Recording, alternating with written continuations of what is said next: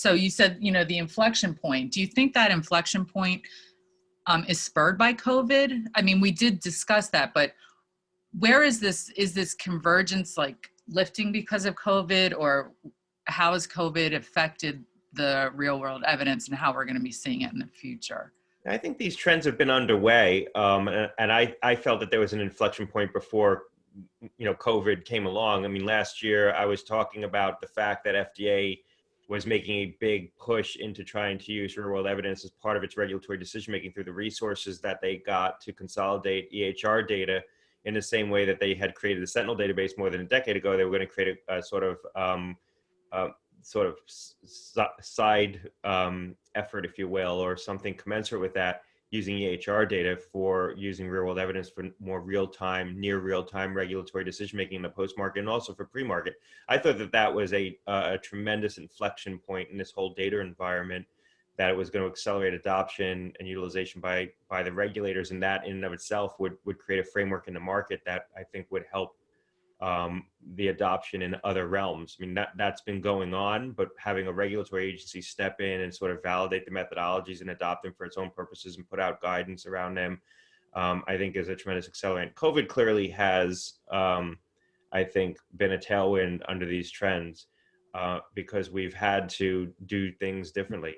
We can't, we've had to do amendments to clinical trials for missing data for patients that couldn't be followed up at sites. And so you had to think of ways to collect data in a more practical environment. And also we had to think of ways to try to collect data in the COVID clinical care setting that where we can't rely on randomization, we can't rely on all the traditional approaches to data collection. We needed to find different ways to do it and to try to draw meaningful conclusions to both inform clinical practice and improve clinical practice, but also inform decision-making around specific therapeutics. And, you know, running a very pristine outcome study using randomization just wasn't going to be practical in this kind of environment, or it wasn't going to be practical every time. So COVID has definitely been an accelerant insofar as it's created a very compelling use case from a public health standpoint, and I think sort of demonstrated why these kinds of approaches and tools have such utility.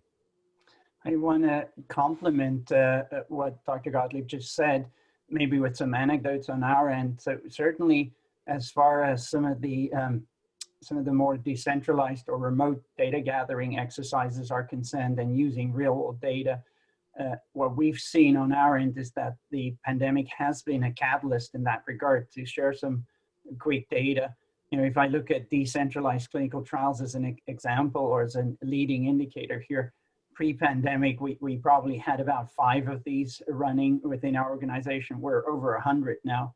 And to Dr. Gottlieb's point, you know, many of these were ongoing, non-decentralized trials that had to pivot in order to keep them going through the pandemic. I think another example is shipping drug directly to patients. You know, we're doing that on behalf of 600 sites, give or take, at the moment. So agree that it's probably been in the making long before the pandemic, but the pandemic has really been a catalyst, sort of forcing widespread adoption in an industry that is notorious for being slow in adopting some of these things. Peyton, did you want to share anything? Sure. I mean, I think those are perfect points. I mean, the risk benefit is really what has changed, right? That pivot is clear. So we're leveraging technologies that we've had for very many years and deploying them not only for the existing studies that I just mentioned, but also really for all of our new work. And so you can feel the sea change that certainly COVID has supported. And I think that was palpable with the attendees that we had on our conference as well.